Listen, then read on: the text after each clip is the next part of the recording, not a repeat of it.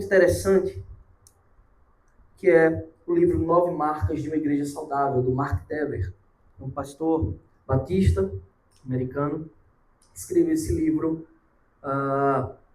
que ele traz informações preciosas para nós sobre o que é uma igreja saudável. Não é? E nós já estamos avançando no conteúdo. Eu vou fazer um breve resumo, eu sempre faço isso, às vezes não é tão breve assim, mas é para aqueles que não estiveram aqui nos primeiros estudos também possam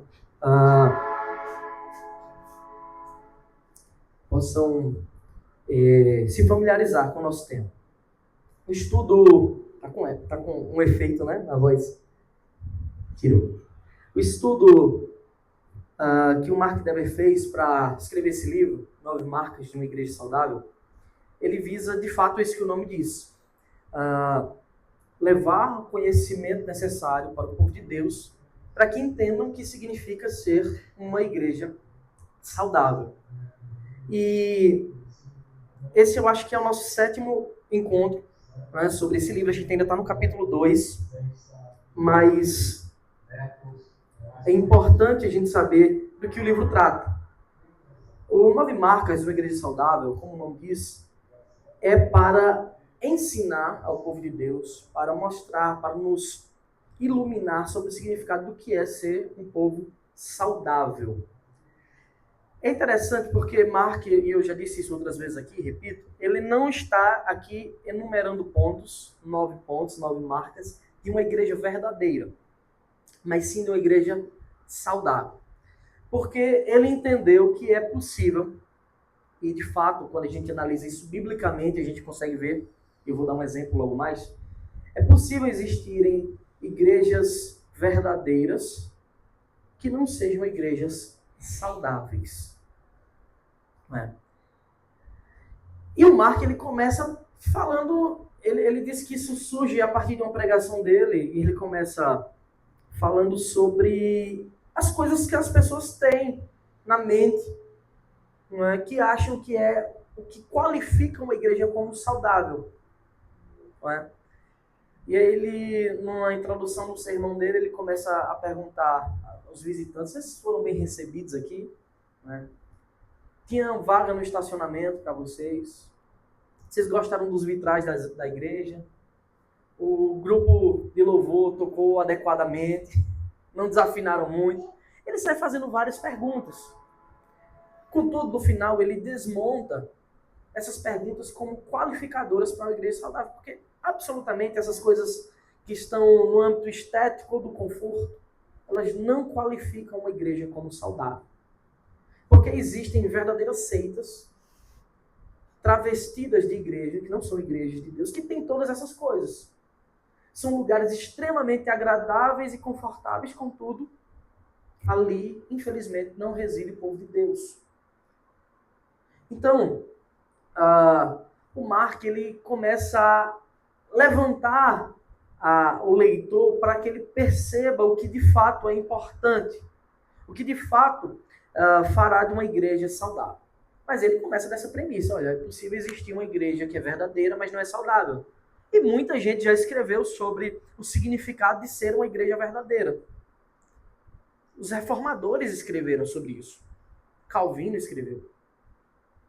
Mais adiante a gente vai ter outros pós-reformadores e outros grandes teólogos escrevendo também, e ainda acrescentando um ponto, né? Porque primeiro, os 2 pontos que definem uma igreja como uma igreja verdadeira ali tem o querigma, a proclamação da palavra de Deus, e ali tem a fiel administração dos sacramentos ou das ordenanças. Isso define uma igreja verdadeira. Pregação fiel e ordenanças, batismo e ceia. Veja, aqui a gente já desqualifica as seitas, né? Porque ferem a doutrina da graça, ferem a doutrina da trindade e muitas outras. O catolicismo acrescenta 5 ordenanças e outras tantas vão acrescentando suas coisas que não estão na Bíblia. Então, de fato, isso define uma igreja verdadeira. Mas é possível que algumas igrejas verdadeiras, que têm uma proclamação da palavra de Deus e a fiel administração das ordenanças, não seja saudável. Então, mais na frente, outros homens acrescentaram um ponto importante que define uma igreja verdadeira. Uma igreja verdadeira, ela também precisa ser caracterizada pela fiel aplicação da disciplina eclesiástica. Uma igreja onde não há disciplina eclesiástica, onde o pecado é tratado de qualquer jeito, ele está dizendo que é um recado que nós fazemos pouco caso do pecado, sendo que esse é o nosso maior inimigo. E a palavra de Deus claramente o tempo todo confronta e nos ensina claramente a lidar com o pecado de forma amorosa, mas séria. Não é? Então, contudo, isso ainda não é o significado de uma igreja saudável. Algum irmão saberia de uma igreja famosa, verdadeira, que não é saudável? Pode dizer. Vou virar um pouquinho para cá para tirar a microfonia. Algum irmão conhece alguma igreja? Aqui que... Não se comprometa assim. Não, é porque vocês estão pensando muito perto, vamos pensar mais longe, né? Vamos pensar mais longe. Nós temos um caso bíblico, claro, da igreja de Corinto. Vocês estavam pensando nas igrejas daqui, né? Faço não.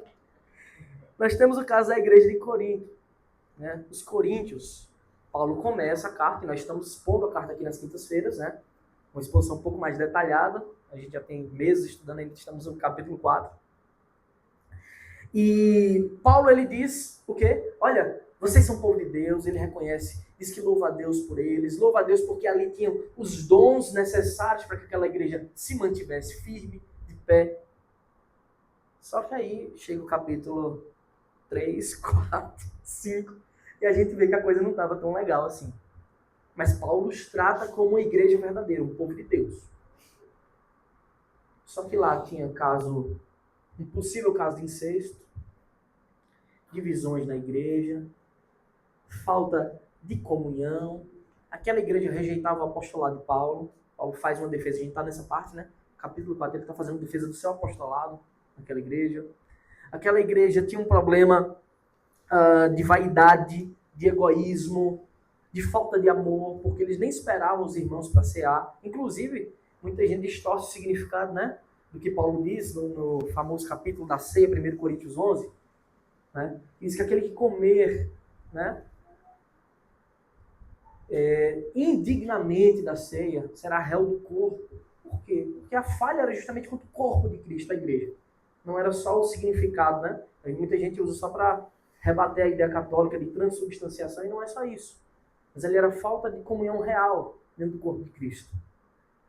Então, aquela igreja não era saudável, era verdadeira. Tinham pastores verdadeiros. Paulo fundou, Apolo continuou o serviço. A gente vê que Paulo mandou Timóteo para lá, para cuidar daquela igreja. Contudo, aquela igreja era relutante em ser saudável e fiel às vezes. Então nós temos exemplos, não só bíblicos, como reais. Aí os reais vocês ficam só no imaginário, na mente, não precisa expor, não. Mas existem igrejas que são verdadeiras. A gente sabe, olha, ali é o povo de Deus. Existem aquelas que a gente diz, não, ali não é o povo de Deus, porque não é igreja mesmo, é seita. Mas em outros, é o povo de Deus, porém, tem um problema. E o Mark, ele começa a desenvolver no capítulo 1, falando que a primeira marca que uma igreja deve ter como igreja saudável é isso aqui, ó, um púlpito fiel. E a expressão que ele usa é que a igreja saudável, o primeiro passo para que uma igreja se torne saudável, ou seja saudável, é pregação expositiva. Bem, nós somos reformados, nós temos de berço essa prática. Mas o Mark, ele vai além, é muito mais do que a estrutura de uma pregação. É muito mais do que as formas de dividir uma pregação entre introdução, 3 pontos, conclusão. Ele não está falando do método, mas antes de tudo, de uma constância, porque a pregação expositiva, irmãos, a pregação sequencial, como nós fazemos aqui, ela indica que, em algum momento, uma porção gigantesca da Escritura terá sido pregada. Não pontos à escolha de um pecador. E eu digo a vocês, e já disse, quantas vezes nas exposições que nós fazemos, eu chego em um texto que eu escolheria não pregar.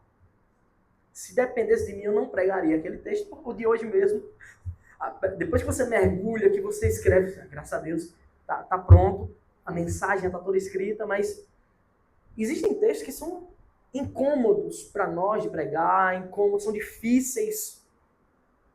Mas o papel do pregador da palavra de Deus não é esse de ficar pescando texto. Não significa dizer que em um momento especial, como Natal, Páscoa, a gente não pode escolher. Podemos e devemos até fazê-lo.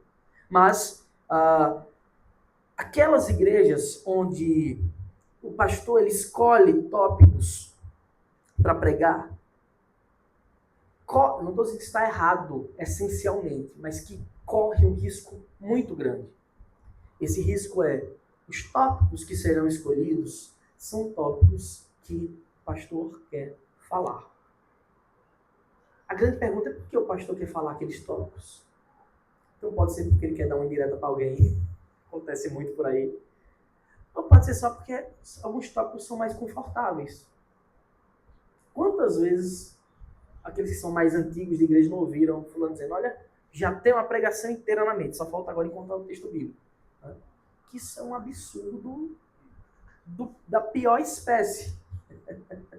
Encontrar um texto bíblico que apoia a ideia que você já está preconcebida na sua mente. Sempre é o contrário.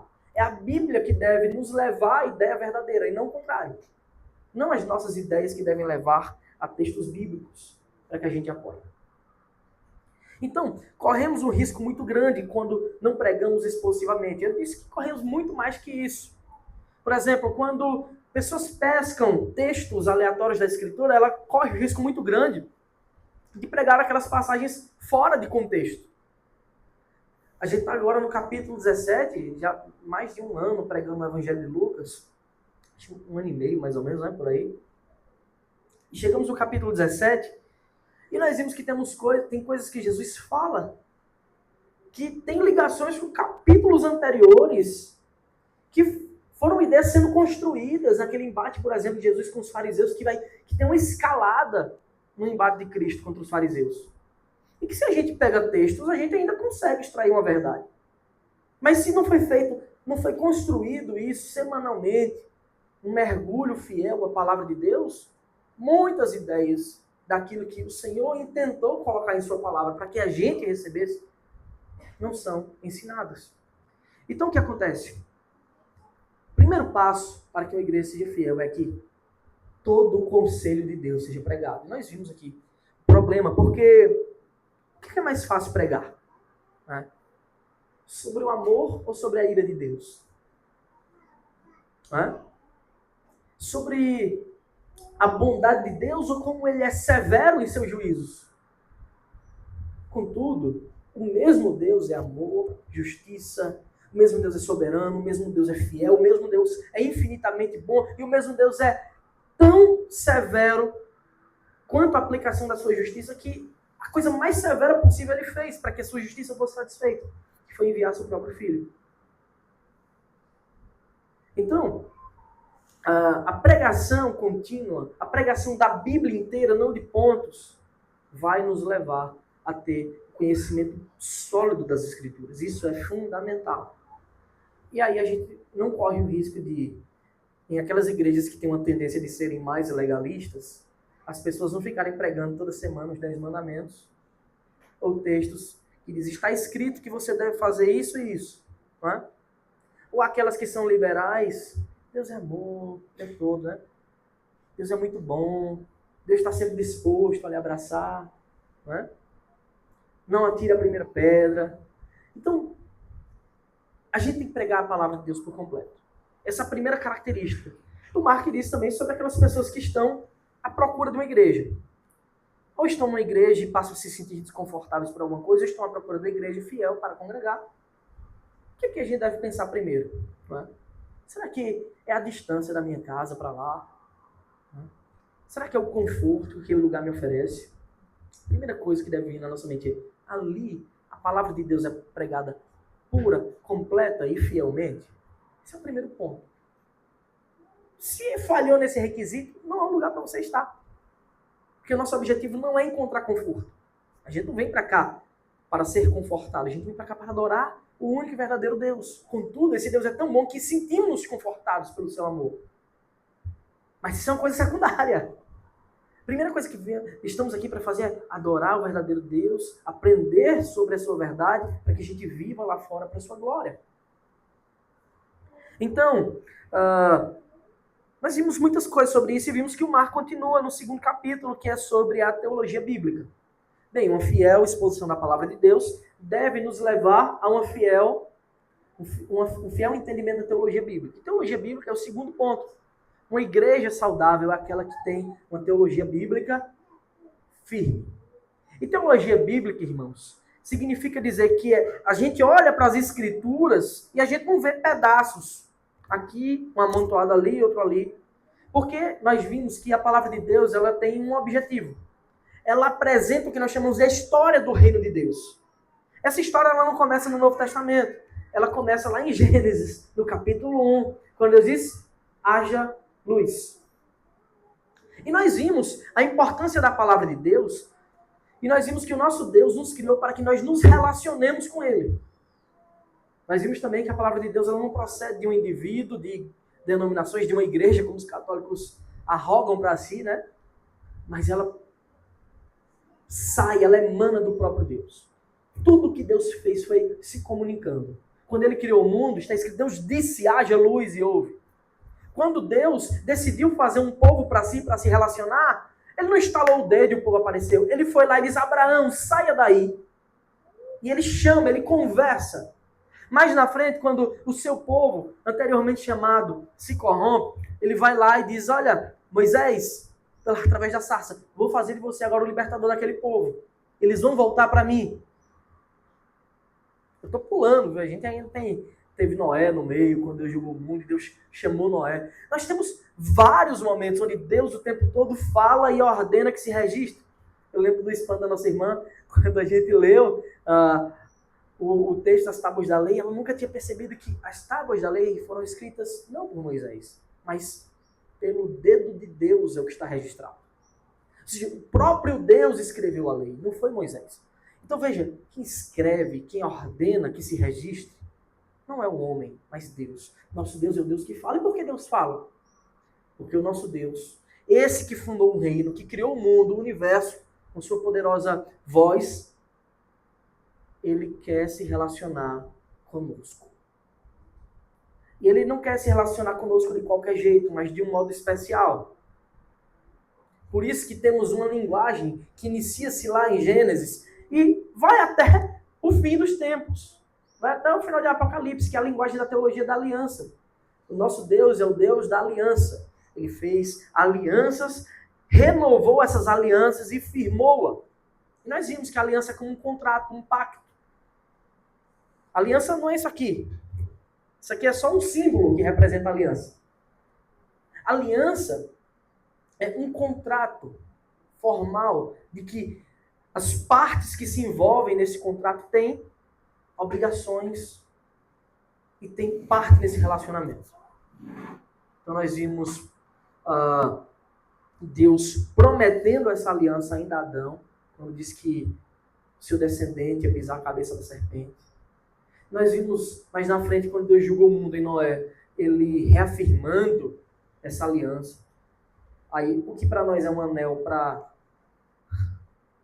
Noé foi um arco-íris, símbolo da aliança. Mais adiante, ele firma uma aliança com Abraão e disse, eu certamente farei de você uma grande nação. Qual era a cláusula para Abraão? Seja uma bênção. E Deus sempre mantém-se fiel à sua aliança, nós não. Esse foi o estudo da semana passada, né? Nosso Deus é o Deus fiel. Então a teologia bíblica é isso, irmãos. Toda a história da criação, toda a história da redenção, toda a história do povo de Deus é uma história. E ela sofre muitos ataques. Tem gente que diz e levantam essas hipóteses baseadas nas filosofias mundanas. O Deus do Antigo Testamento eu não gosto muito, não. Muito severo. Eu gosto do Deus do Novo Testamento, que ele é mais legal, né? Mais amoroso. E quem fala isso não entendeu absolutamente nada da palavra de Deus. Inclusive, o maior ato de severidade do nosso Deus está no Novo Testamento, que é aplicar a justiça em Cristo, fazê-lo beber o cálice da ira que cabia a mim, que cabia a vocês também. Então, As Escrituras, elas contam a história do reino de Deus, de como Deus cria o reino, de como o homem se rebela contra esse reino, de como Deus redime o seu reino através do seu Filho Jesus Cristo, e que no final ele consumará o seu reino para sempre. Então, essa é a teologia bíblica. E ela tem muitos pontos. Essa é a história que a Bíblia conta do começo ao fim. Contudo, quando a gente dá um zoom, né, a gente se aproxima das histórias, a gente vê que ali tem pessoas, tem questões pontuais que acontecem. Todas essas questões pontuais acontecem mostrando, rumando para o fim, a consumação de tudo. E é importante que a gente entenda bem isso, porque nós fazemos parte disso. A gente lê a história lá dos patriarcas, aí a gente vê que legal, né? Um negócio lá no passado. Eles fazem parte da história da redenção. Mas e nós aqui hoje, não fazemos?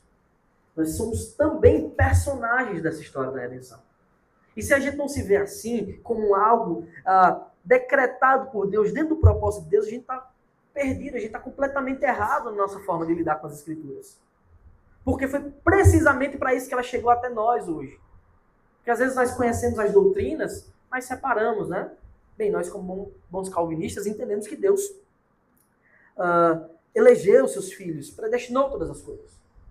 Mas a gente às vezes olha para lá, ali aconteceu, a gente não se vê como parte dessa história. Mas é o mesmo Deus do decreto, o mesmo Deus que faz tudo. Foi quem nos resgatou, nos chamou pelo seu Santo Espírito, para estarmos aqui, para adorá-lo, para viver nesse mundo caído, proclamando as virtudes do seu reino. Então, nós fomos chamados para isso. E uma igreja saudável, ela deve ensinar a boa teologia bíblica. Mas, acima de tudo, a teologia bíblica saudável, uma boa teologia bíblica, é aquela que nos vai fazer enxergar Deus como Ele é. Porque esse é um dos grandes problemas da igreja atual, igreja contemporânea. As pessoas criaram uma imagem própria de quem Deus é. Não é difícil você ver isso. Não é difícil encontrarmos também cristãos em nossos dias que não amam ler a palavra de Deus. Muito fácil. A maioria não quer ler. Mas faça assistir The Chosen, né? E achar que é ler a Bíblia. Então, quando a pessoa se distancia da palavra de Deus, ela corre um risco muito grande de não compreender quem Deus é. E onde é que a gente aprende quem Deus é? Na palavra de Deus. Uma boa teologia bíblica. Não é lendo textos pontuais. Olha como as coisas se conectam. Não é pescando textos. Porque se eu só pesco texto do Deus amoroso, eu nunca vou entender o Deus soberano. Na próxima semana. Se eu pesco apenas textos porque vivo no meio de um povo legalista, eu nunca vou entender o Deus amoroso e misericordioso. Porque todas as vezes que eu pego esse texto, eu vejo, meu Deus, Deus é severo demais, estou perdido. Inclusive, esse era um dos grandes medos, né, de Lutero. Quando eu era católico, ainda um monge católico, ele sentia o peso da condenação sobre si.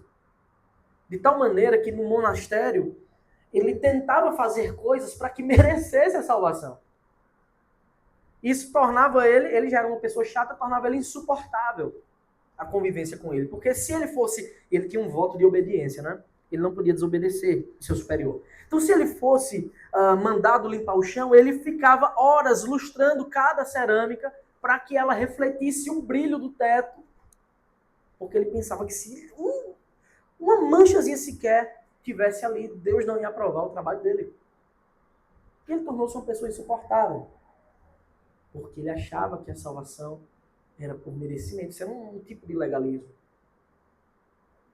Enfim, o seu superior manda ele pregar, manda ele virar, ele já era doutor, na verdade, nessa época, manda ele para a universidade ensinar. Ele vai a contragosto e lá começa a ensinar carta aos romanos, e aí ele descobre que o justo viveria pela fé. Se converte de fato e inicia-se o processo de reforma. Mas veja, quando as pessoas estão presas em textos ou numa redoma de passagens bíblicas sem refletir tudo, elas podem cair e correr esse risco muito grande de não conhecer a Deus verdadeiramente. Então alguns, e depende muito da característica da igreja, que são mais severos, vão pescar textos de lei. E o tempo todo, olha, isso não pode. E você vê as igrejas criando doutrinas de usos e costumes, e regras e mais regras que Deus nunca ensinou, e impondo fardos pesadíssimos. Aí, em compensação, você vai para o outro lado lá, o extremo, e diz, não, aqui o jogo é suave. O que você faz, a nossa igreja é inclusiva. E aí tem as coisas mais absurdas que você pode imaginar dentro da igreja. Nós somos chamados, e uma das virtudes do cristianismo é o equilíbrio, a moderação. E as escrituras, elas nos ensinam um Deus, não sobre Deus, não em um texto, ou 2 ou 3, mas na palavra inteira. Nós temos o Deus que é criador, portanto, ele não é só criador, mas criativo, e nós vemos o que implica dizer que cremos no Deus criador. Implica dizer que ele tem direito sobre tudo, é tudo dele. Você é dele, querendo você ou não.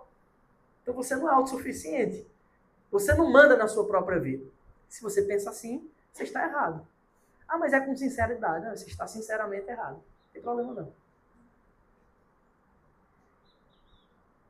Então, quais são as implicações de Deus ser o Deus Criador? Todo mundo diz isso, todo crente. Que é um crente de verdade vai dizer, Deus é o Deus Criador. Mas temos que refletir sobre as implicações. Então ele tem direito de escolher o que é certo e errado. Ele tem o direito de impor as leis, não só as leis naturais, mas as leis morais. Não é verdade? Aí nós passamos para o próximo ponto. O Deus da Bíblia é um Deus santo. Nós vimos como Deus é santo. Como ele não tolera o mal. O que significa Deus ser santo no grau máximo, absoluto, perfeito? Significa dizer que ele não compactua com nenhum erro. Mas vimos que os santos anjos de Deus cobrem o rosto diante dele, enquanto clamam, santo, santo, santo.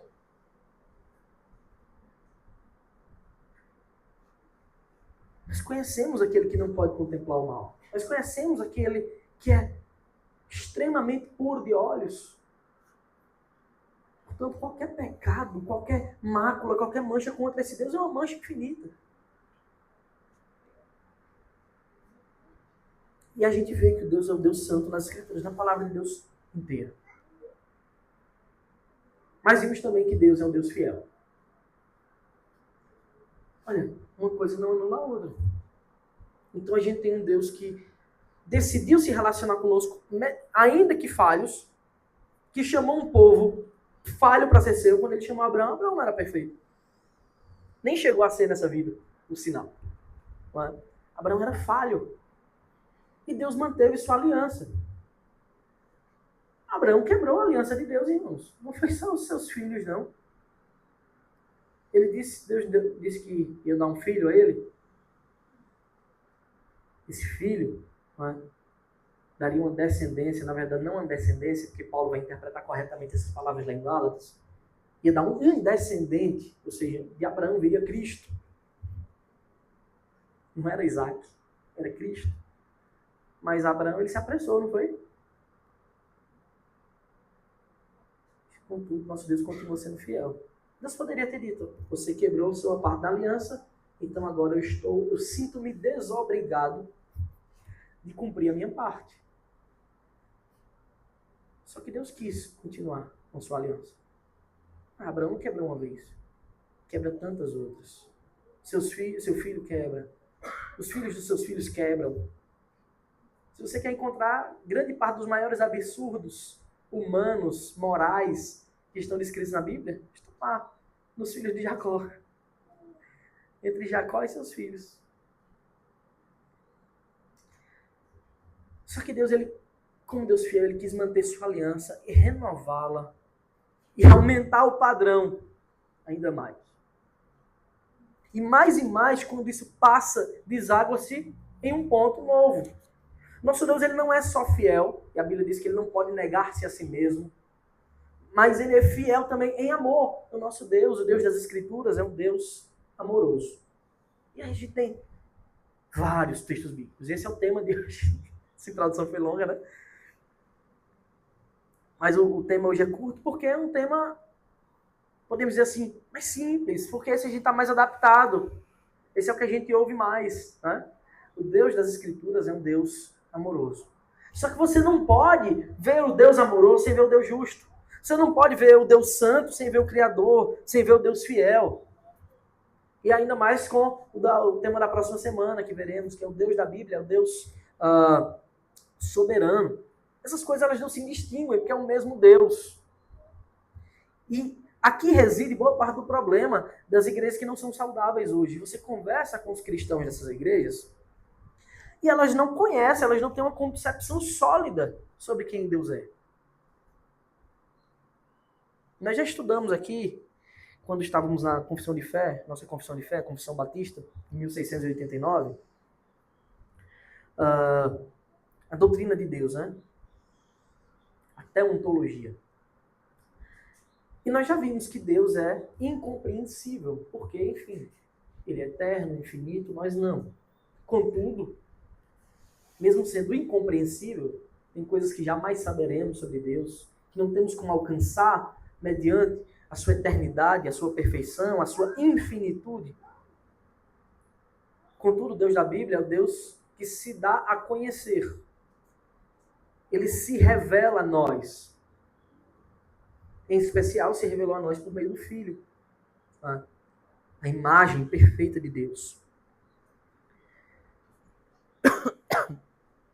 Então, boa parte dos problemas dessas igrejas residem numa compreensão errada de quem Deus é. E quando você compreende errado quem Deus é, a sua vida, você vai tomar atitudes baseadas nessa compreensão errada.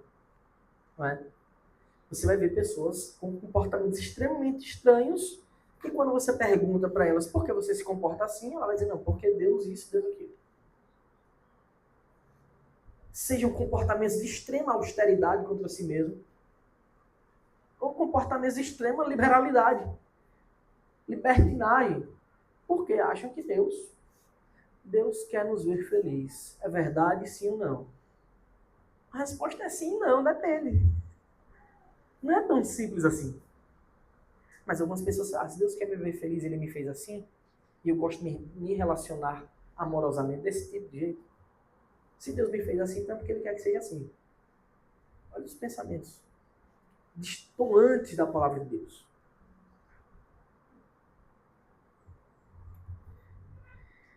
Mas o Deus da Bíblia é o Deus amoroso.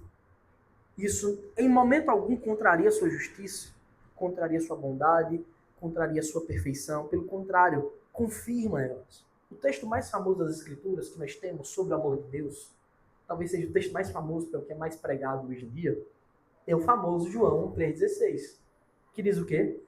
Porque Deus amou o mundo de tal maneira que deu o seu Filho unigênito, para que todo que nele crê não pereça, mas tenha a vida eterna.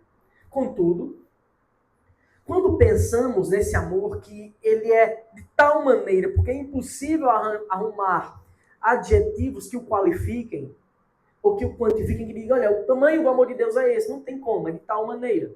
E esse tal maneira é enviar Cristo. Aí você pensa, em qual é o tamanho de Cristo? Aí você pensa, Cristo é Deus, ele é infinito, é eterno. Esse é o tamanho do amor de Deus. Mas quando nós pensamos no amor de Deus, que foi revelado, provado a nós por meio do sacrifício do seu Filho, isso automaticamente deve nos levar também ao tamanho que ele atribui para a sua própria santidade, para a sua própria justiça. Que alguém poderia pensar assim.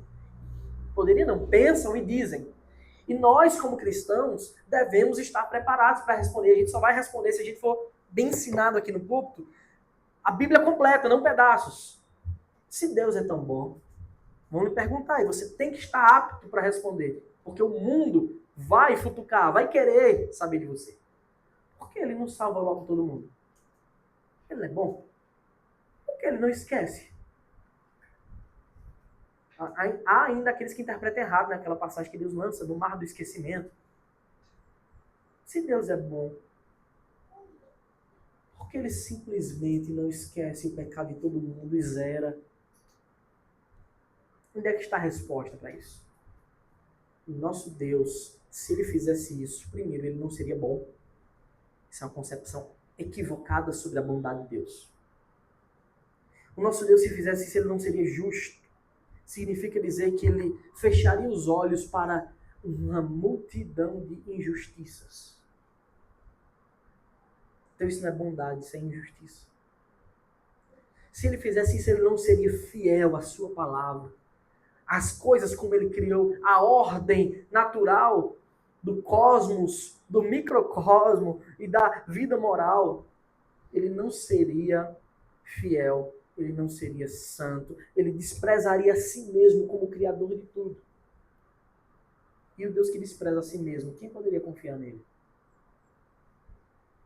A verdade é que o amor de Deus fica provado, assim como a sua fidelidade, a sua justiça, a sua santidade.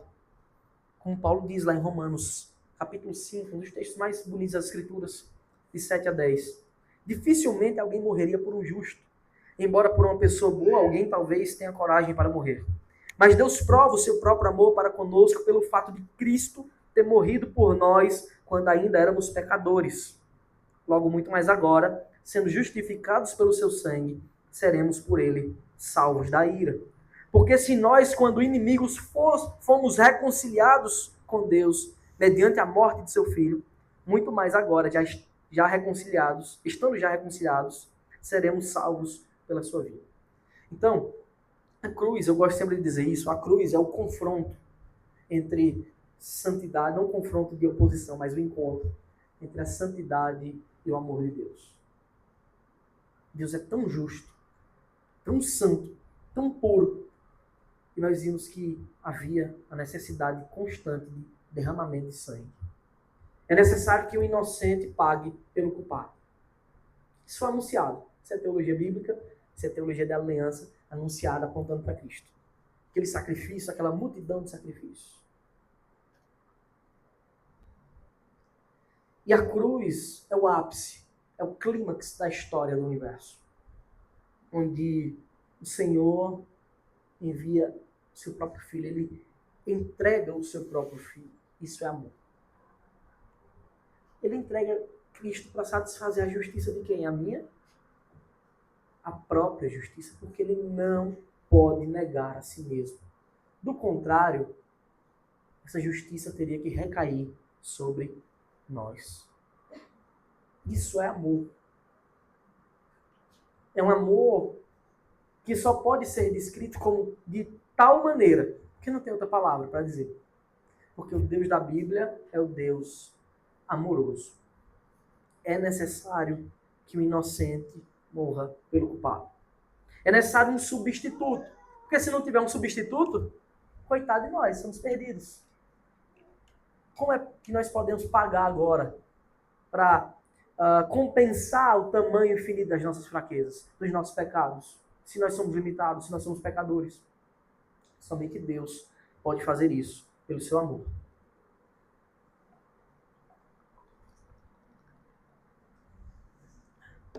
Hidratar um pouquinho, senão daqui a pouco eu estou sem voz. Então Mark, ele escreve o seguinte no seu livro.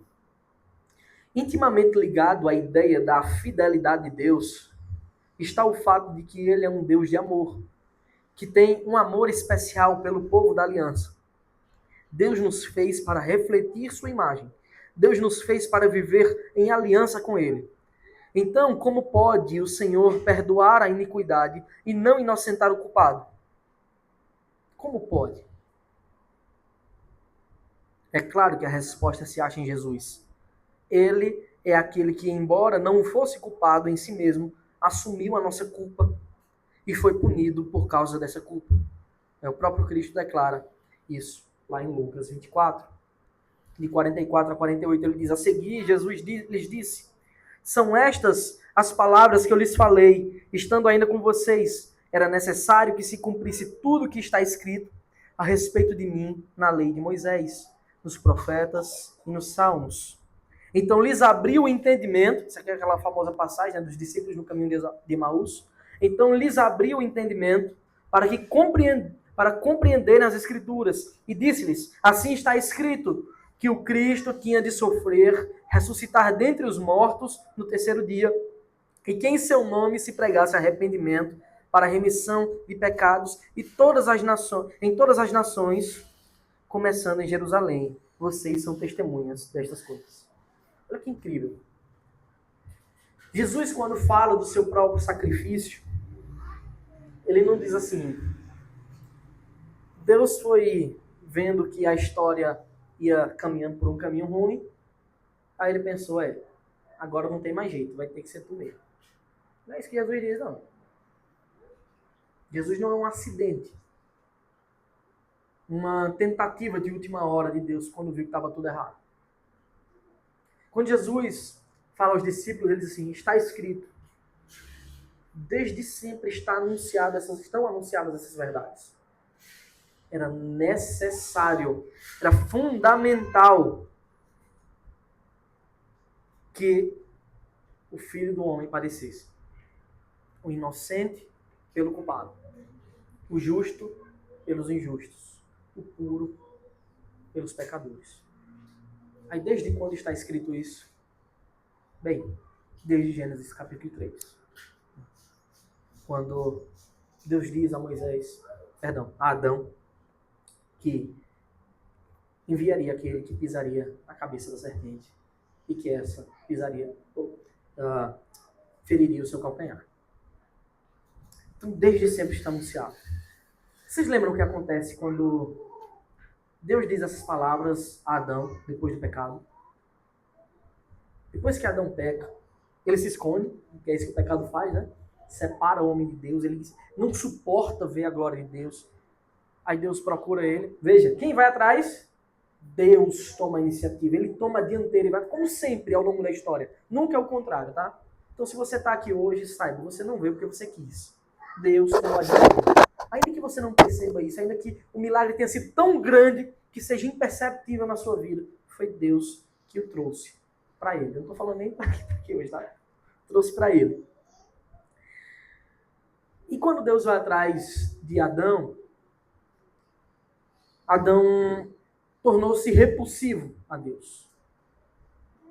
A gente está nu aqui, estou com vergonha, isso está acontecendo porque você me deu esta mulher. Aí a mulher joga a culpa na serpente, cada um vai jogando a culpa no outro. Não é? E Deus diz essas palavras, que enviaria seu próprio filho, não é?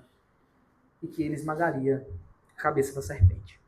Só que, quando Deus faz isso, irmãos, você deve lembrar que Deus faz o primeiro tipo. Ele tipifica Cristo imediatamente.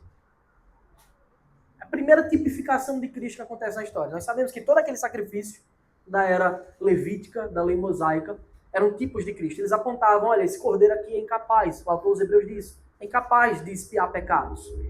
Mas vai vir aquele que pode. Aí quando João Batista vê Cristo, ele diz, finalmente, eis o cordeiro de Deus, esse pode. Esse tira o pecado do mundo. Só que quando Deus fala com Adão, ele traz o primeiro tipo. Ele não deixa as coisas apenas no imaginário, ele dá a visão do que vai acontecer. Como foi que o homem tentou fazer para solucionar o seu problema? Ele pegou folhas de figueira, cozeu e se cobriu. Fez uma roupa, né? Vegetal não dá.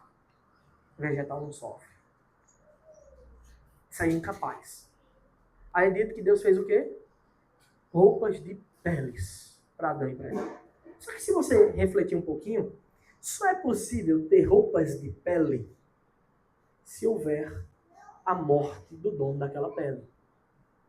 Não é?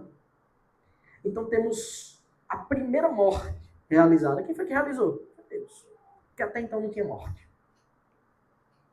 A partir dali inicia-se o caos cósmico. Cadeia alimentar. Os animais agora tornam-se contrários à ordem humana. Os selvagens, os perigosos. Né? A terra torna-se laboriosa, né? Difícil de trazer o fruto. Então, as consequências do pecado são devastadoras, mas Deus imediatamente tipifica o que vai acontecer. Olha, aí às vezes as pessoas leem lá o caso de Caim e Abel e não entendem muito. Mas se Deus não explicou nada para Caim e Abel, como é que ele rejeitou a oferta de Caim, aceita a de Abel?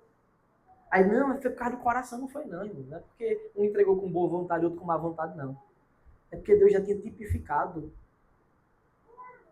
Os pais deles tentaram se cobrir a fraqueza diante de Deus com vegetais. Então Caim não podia entregar vegetais para Deus. Deus tinha dito, é assim, é necessário que o inocente morra. O outro entendeu. Talvez não com a teologia robusta, mas entendeu que era necessário entregar, que era necessário sangue derramado para purificar pecados. Só assim podemos chegar diante do trono de Deus. Isso é teologia bíblica. Está anunciado Cristo desde sempre. Então, entender as Escrituras não é entender. Ali tem um Antigo Testamento estranho, aqui tem um novo que é do amor. Não, sempre foi do amor. Porque Deus realizou o seu sacrifício, não na história, mas no seu decreto, desde a fundação do mundo. Está escrito quando o Cordeiro já estava sacrificado, crucificado. Entende? Isso é teologia bíblica. Ele prepara toda a história para aquele clímax. E a história continua, porque ainda fazemos parte dela, até que todos os eleitos sejam reunidos, os 4 cantos da terra. O último ponto da história não se fechará, que é a consumação. Portanto, a gente não pode olhar para essa história, que nós chamamos a história da redenção, a revelação progressiva de Deus, da história da redenção. A gente não pode olhar de fora dela. A história está ali, eu estou aqui. Não, nós estamos dentro dela.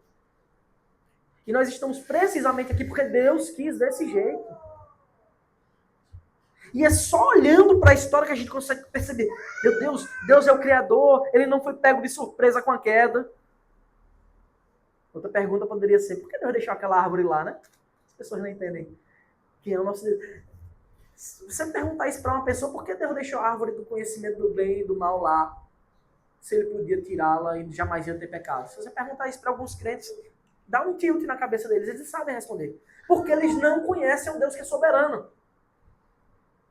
Eles não conseguem perceber o Deus que tem propósitos eternos para além daquilo que os nossos olhos podem ver. E aí a mente...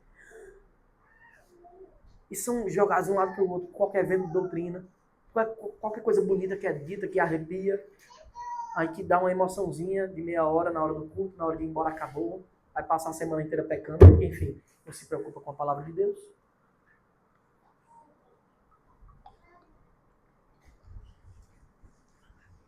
Então, irmãos, eu estou falando demais. Alguém quer perguntar alguma coisa? Quer falar alguma coisa? Fica à vontade, viu? Esse momento não é pregação, não, viu? Esse momento vocês podem falar, quem quiser. Se quiser falar, fica à vontade, viu?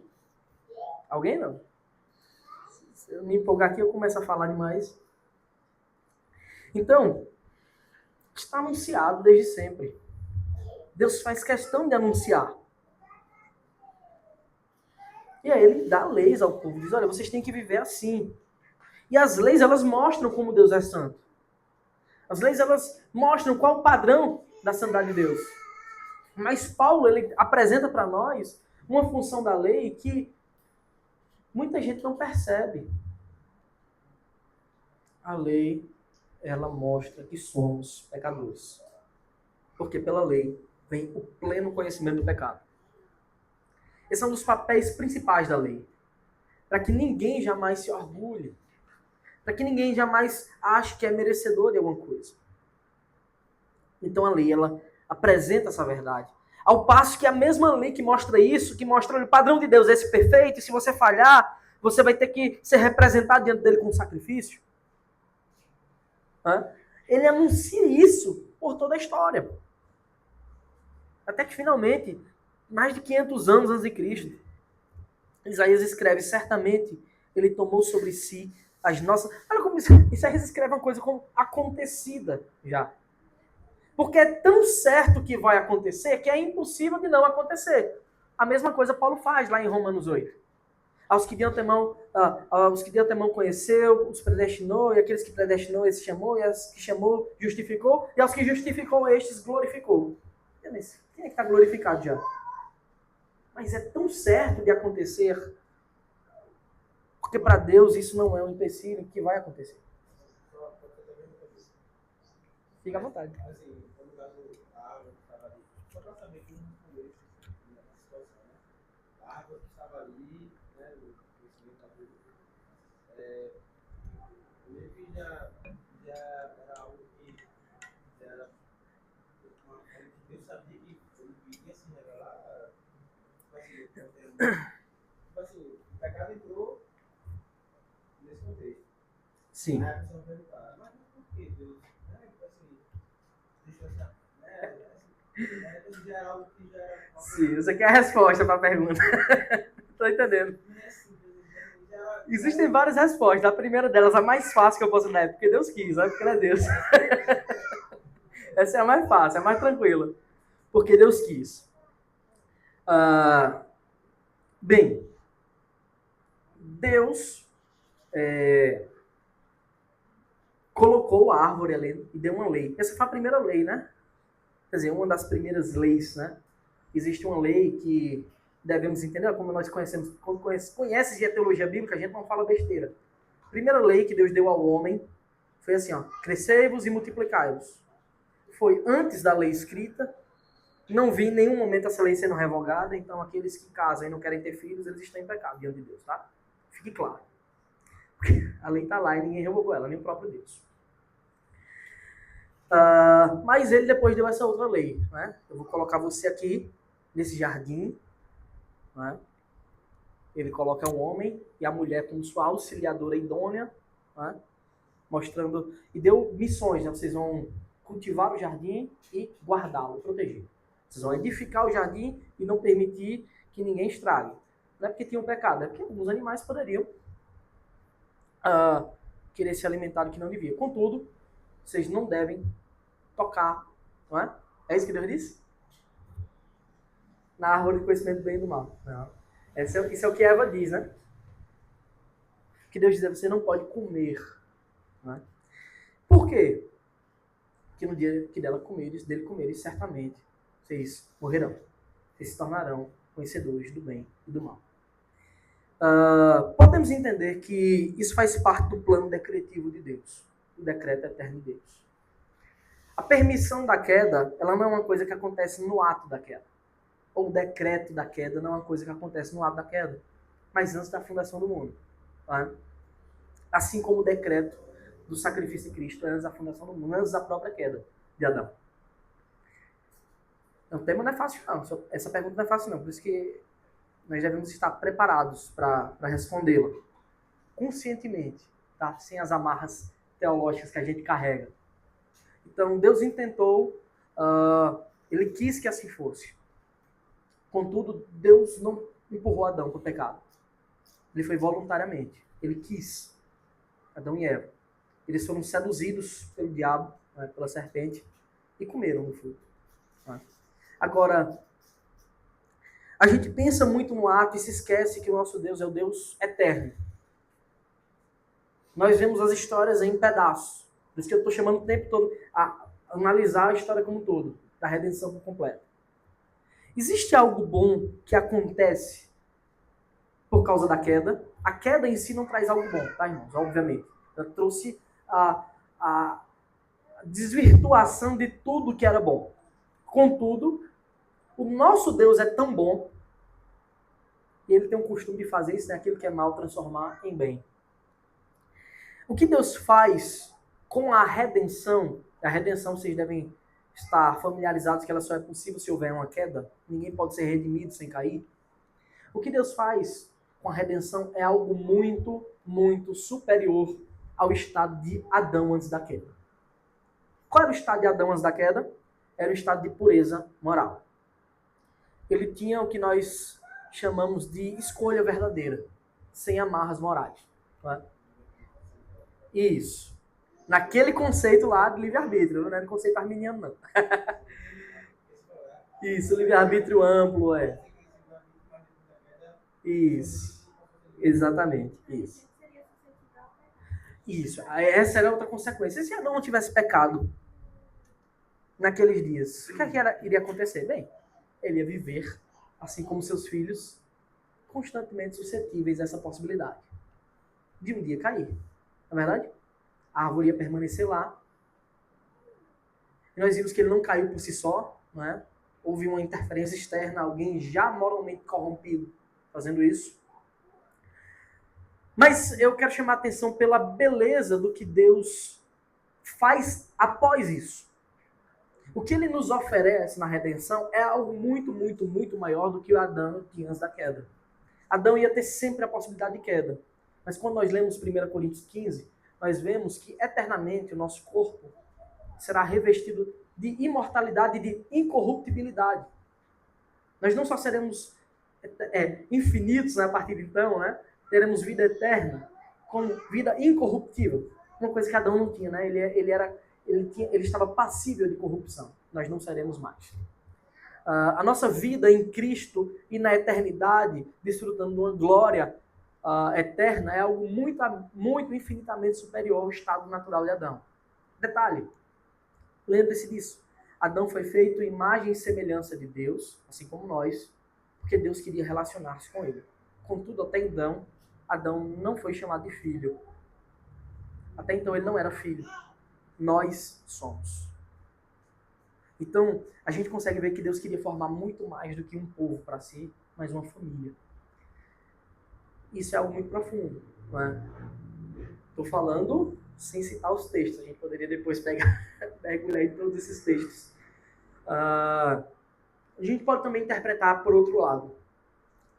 Deus cria todas as coisas para o louvor da sua glória. E Ele pode fazer isso, porque Ele é o dono de tudo.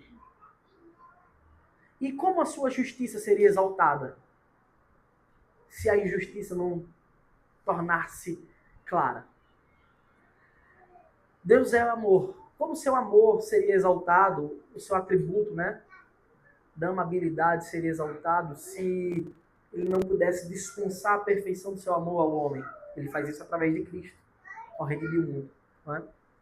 Então, nós vemos a glória de Deus, seus atributos, justiça, santidade, a severidade de como Ele trata, porque Ele é infinitamente santo. Nós vemos os atributos de Deus sendo exaltados num grau máximo por causa dessa perfeição, dessa permissão, não é? E por causa da perfeição da sua obra.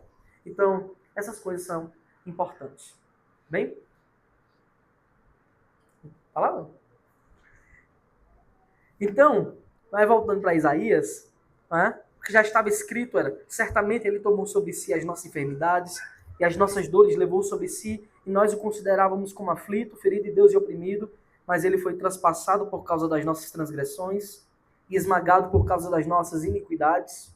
O castigo que nos traz a paz estava sobre Ele, e pelas suas feridas fomos sarados. Então, isso é o tamanho do amor de Deus. Ele pagou o preço em nosso lugar. Inclusive, na forma como o Senhor Jesus vem ao mundo, é outra prova do amor de Deus, né? Ele mesmo diz, Marcos 10:45, pois o próprio Filho do Homem não veio para ser servido, mas para servir e dar a sua vida em resgate por muitos. Paulo aos Filipenses fala isso de uma maneira um pouco mais ampla, né? Filipenses 2, de 5 a 8, ele diz: tenham entre vocês, agora ele aplica esse modo de viver para a igreja, tenham entre vocês o mesmo modo de pensar de Cristo Jesus, que mesmo existindo na forma de Deus, não considerou ser igual a Deus algo que deveria ser retido a qualquer custo. Observe que Paulo, ele não está dizendo que Jesus deixou de ser Deus, não, viu, irmãos? Como algumas seitas querem trazer por aí. Ele permanece Deus com seus atributos intocáveis. Contudo, ele assume a natureza humana em um grande mistério. Então, uma coisa importante para refletir, vocês, ninguém doido por isso não, só reflitam, tá? De modo que Jesus, ele assume a fraqueza, a natureza humana, por um lado. Por outro lado, de algum modo, ele continua sendo onipresente, eterno, onisciente, onipotente. Ele não deixa de ser Deus. O que ele faz é como Paulo diz no versículo 7. Pelo contrário, ele se esvaziou, não deixou, mas deixou de utilizar-se disso, assumindo a forma de servo, tornando-se semelhante aos seres humanos e reconhecido em figura humana. Ele se humilhou, tornando-se obediente até a morte e morte de cruz. O que Jesus fez foi uma profunda identificação com o homem. Ele faz isso, ele se rebaixa a nós. Não no sentido de pecado, mas no sentido de natureza. Para ser um substituto perfeito. Para realizar um sacrifício vicário. Para que fique claro que alguém que morreu em nosso lugar foi semelhante a nós nisso. Isso é importante.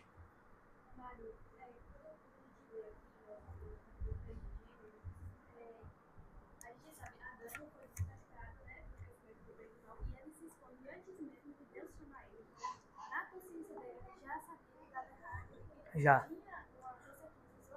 Já. Perfeito. Até porque Deus já tinha dito a consequência quando era antes dele cair, né? Ele diz, olha, no dia... Ele disse, se você comer, não. Ele dizia, no dia que você comer, certamente morrerás, né? E naquele dia, de fato, ele morreu. Espiritualmente, pelo menos, né? Morte, primeiro estágio da morte. A morte espiritual, aquela que Paulo vai escrever que Jesus nos redime, né? Ele vos deu vida, estando vós mortos, em vossas ofensas e delitos.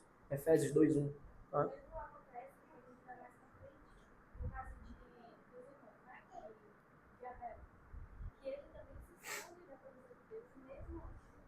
Isso.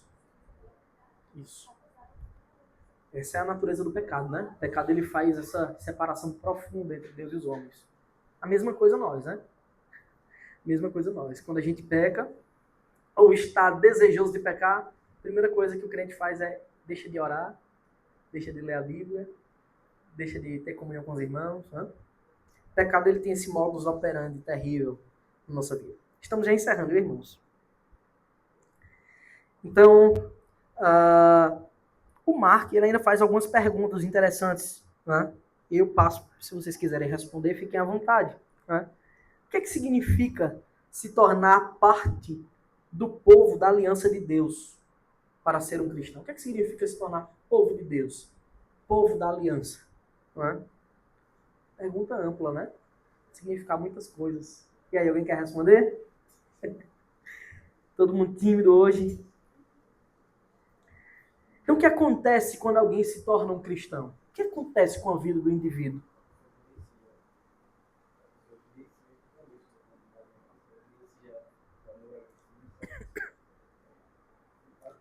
Também. Tem mais coisa, mas também isso. A primeira coisa, a gente evidencia, né? Essa transformação. Um dia morto espiritualmente, outro dia ressuscitado espiritualmente, vivo. Não é?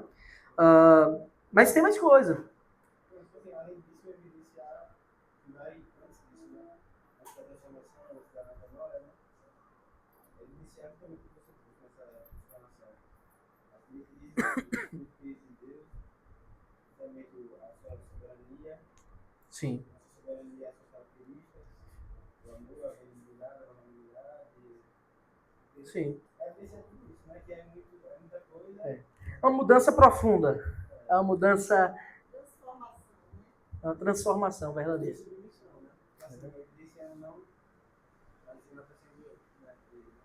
Verdade.